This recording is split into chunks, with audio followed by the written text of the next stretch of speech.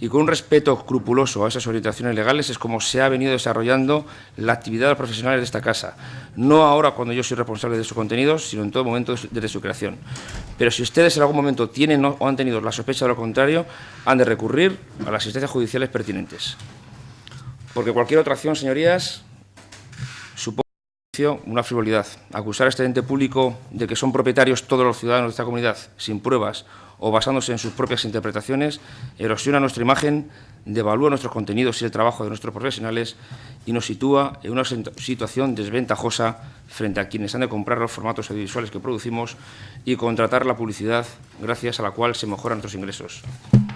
La neutralitat, la veracitat, el que li demana com a recomanació i li demana que vostè conteste el síndic de Greuges és què va fer vostè per a millorar aquesta situació?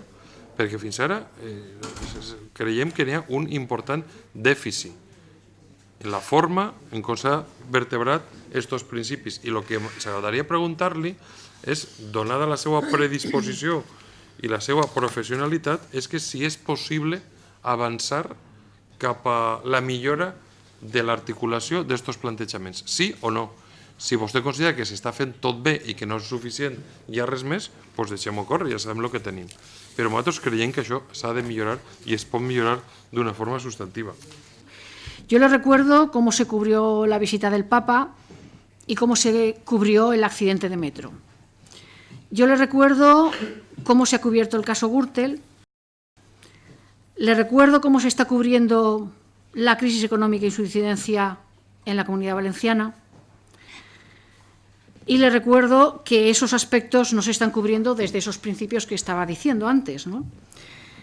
Pero todavía a mí me preocupa más porque este aspecto es uno de los rasgos más criticados por todos nosotros, y yo creo que no solamente por todos nosotros, desde la oposición, el rasgo de el carácter del pluralismo, la objetividad, etcétera, de las emisiones.